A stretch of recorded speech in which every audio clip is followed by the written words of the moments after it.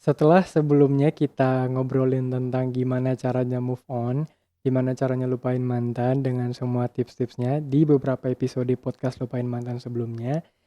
Nah, menurutku ini waktu yang tepat buat kita untuk ngebahas tentang cara PDKT yang paling ampuh untuk, dapetin gebetan.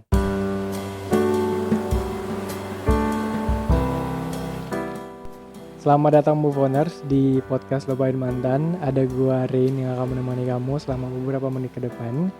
Anyway, kita di podcast kali ini mau ngebahas tentang cara PDKT paling ampuh untuk dapetin gebetan.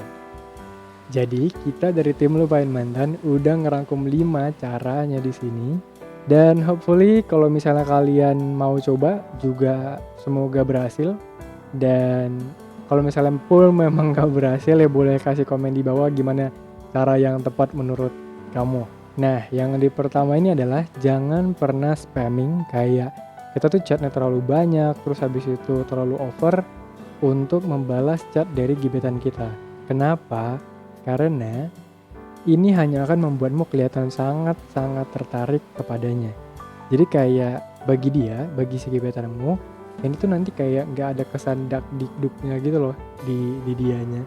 Dan kamu kesannya kayak ya udah ketakar banget nih, udah ketahuan banget kalau emang dia suka sama aku. Jadi kayak ya aku juga less effort juga udah bakalan dapet. Nah itu yang jadinya kan nggak baik ya, maksudnya untuk kamu dan untuk si gebetanmu juga. Maksudnya ya nggak masalah gitu, kalaupun emang kamu maunya pengen cepat ketakar, tapi kan eh, kamu juga harus bikin dia punya butterfly in the stomach dulu. Jadi kalaupun nanti kalian anniversary ada hal yang bisa diceritain. Jadi kayak aku waktu di awal emang sengaja buat kamu penasaran aja atau gimana gitu. Terus dia juga nanti kan ngasih tahu pendapatnya dia, terus kesannya dia waktu di awal PDKT sama kamu. Nah, yang kedua ini adalah gak usah terlalu nunjukin kalau kamu itu punya gengsi yang tinggi. Dan kalau misalnya kamu mau chat duluan ya nggak masalah, dan kalaupun emang kamu nggak ada waktu untuk chat juga nantinya kamu bisa info ke dia. Jadi misalnya gini nih, dia ngechat duluan, wajar sih kalau misalnya kamu pengen buat dia merasa penasaran, kamu tuh agak lama ngebalas chatnya. Tapi kalau misalnya kan kita ini orang yang pekerja ya, maksudnya kamu kerja atau misalnya kamu juga punya bisnismu, dan itu kan juga merupakan sebuah prioritas kita. Nah, kalau misalnya gara-gara chatnya si gebetan ini akhirnya ngerusak semua jam kerjanya kita, kan jadinya nggak baik. Nah, eh, boleh untuk ngechat dia, ngebalas dia, tapi ya bilang, maksudnya balasnya sewajarnya gitu. Jadi kalau misalnya kayak oh iya kamu lagi gini ya, oh kamu lagi gitu ya, oh ya udah aku mau ini dulu ya, mau fokus ke kerjaan dulu gitu. Atau nanti pun setelah selesai kerjaannya kamu, ya udah agak spare waktu 3 menit 5 menit, it's okay lah ya, maksudnya buat dia sedikit menunggu, tapi nggak sampai lama banget juga gitu kan, aneh ya. Dan nanti tuh bakalan bikin dia penasaran juga, ini sebenarnya dia lagi ngapain ya. Dan kalau tadi misalnya aku bilang kalau kamu mau chat duluan juga nggak masalah, iya.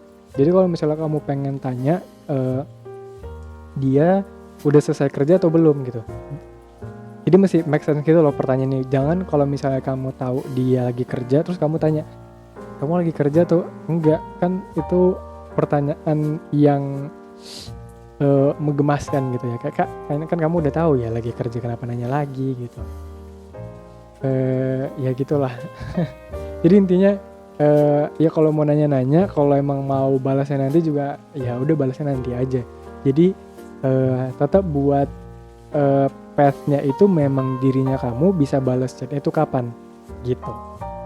Selanjutnya di sini kita tuh udah buat jangan terlalu serius dan bercanda aja sekali-sekali gitu.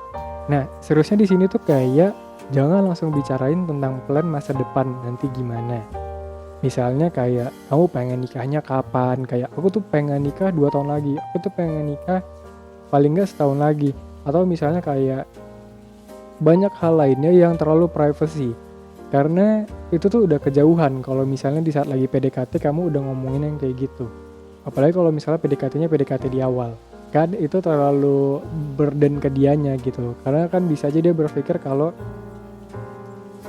aneh juga ya, maksudnya kan aku juga baru pengen tahu dia kayak gimana.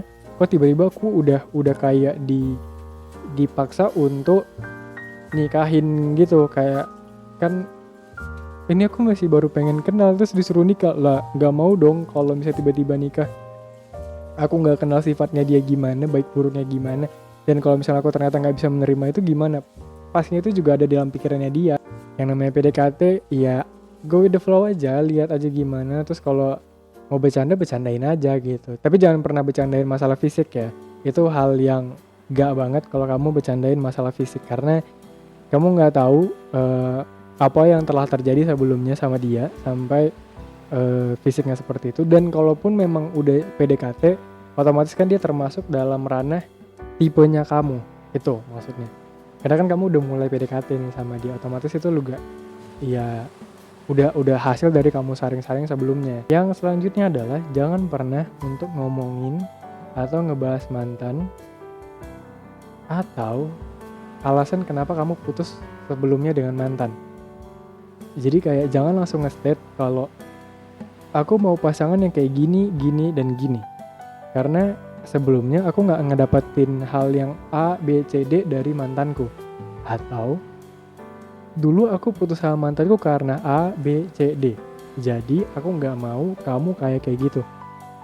Itu gak banget. Dan please di saat kalian lagi PDKT, jangan pernah ngebahas apapun tentang mantan.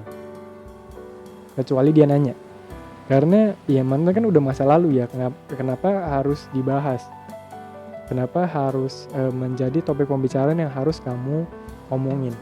Mendingan ya omongin tentang masalah sekitar lah, atau masalah mungkin kamu orangnya suka berpikir, jadi kamu ngajakin dia nanya tentang politik, kamu ngajakin dia nanya tentang